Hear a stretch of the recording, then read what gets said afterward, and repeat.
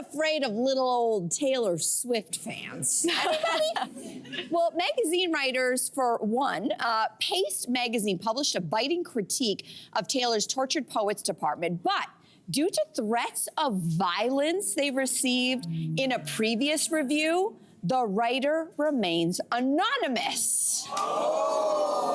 So, Carly, this is kind of shocking because you're like, Taylor Swift's so sweet, her fans must be so sweet. And then some throw death threats?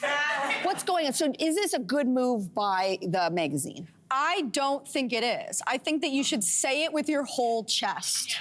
I think if you don't like it, that's fine. I love being a hater, but you have to own it. You have to own it. When I listen to this album, I'm a Swiftie.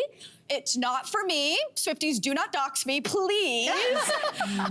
And I was looking online for reviews that agreed with me that said it wasn't her best work. And I could basically only find this article. Everything else was Rolling Stone being like, it's amazing. She's never been better. Swifties, don't kill my family, please, please. So I was really happy to see this, and I want people to own their opinions. Yeah. Okay, wait. Yeah.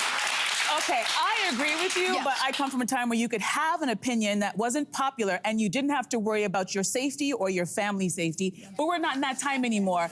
And we're in a time, let's be honest, where you can start a Finsta account and not put your picture, not have your real name, and go after someone day after day after day and dox them. So if you're the editor-in-chief of a magazine and you really respect your journalists and you want them to be able to give their opinion, but also not have to worry about their safety, I think you allow them to be anonymous so that we can have another opinion, which I don't know, everybody, we're in this time where you can't not like a person's album. It's so bizarre. But you mentioned the fact that people can go online and have their their face not shown and then have a new name. People. But isn't that kind of what we're doing here? Like, basically, if we just sort of do a thought experiment, if more and more magazines who write reviews allow for journalists to go anonymous, what's to stop them from just like becoming trolls?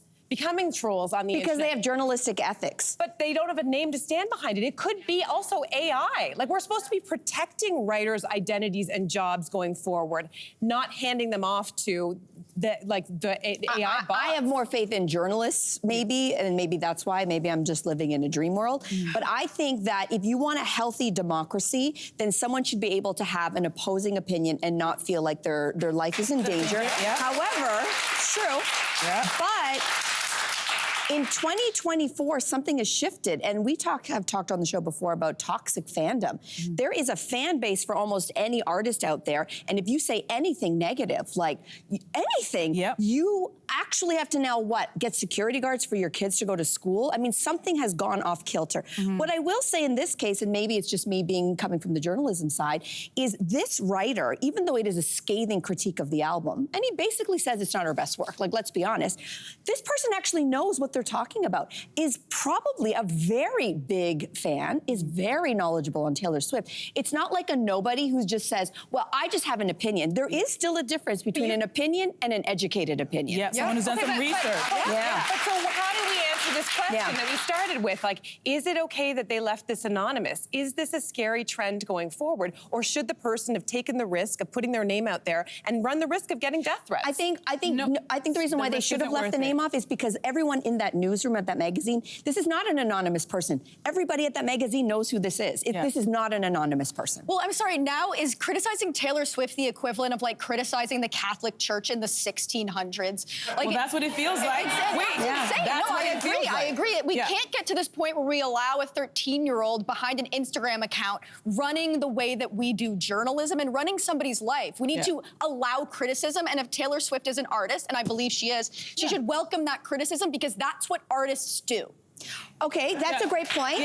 So why is she so silent? No, she's actually not silent. So what she's doing, if you guys have followed, I'm sure many of you do follow Taylor Swift, she's not posting negative critiques of her album. She is in fact doing the opposite. If you follow her on stories, she posted that Rolling Stones article, and she even tagged the journalist. So in a way, is she stoking this fire? Like positive reviews Yeah, only. but she's only tagging the ones that say nice things about Yeah. her, and that's not life. People are not always going to think that everything that you produce, Taylor, is going to be fantastic, and they're allowed to do that without their life being threatened. Yes, no, I agree. There's been an erosion of trust in journalism that's been going on in the last few years that I hate. And whether you're covering, an election, or you're covering a serious story, or now a pop album, you have to worry about your safety, and we have to think about that because journalism needs to be protected. That freedom of speech needs to be protected. And I think that I'm glad that this editor-in-chief protected their writers because I want those people to feel like I can give my opinion, and it's not going to cost me my life, or I don't have to worry about taking my children out of school, because that's ridiculous over a pop album. Yeah. I think we want the world to be fixed first. You should be safe if you're a journalist and just have your name attached to it and not worry about this.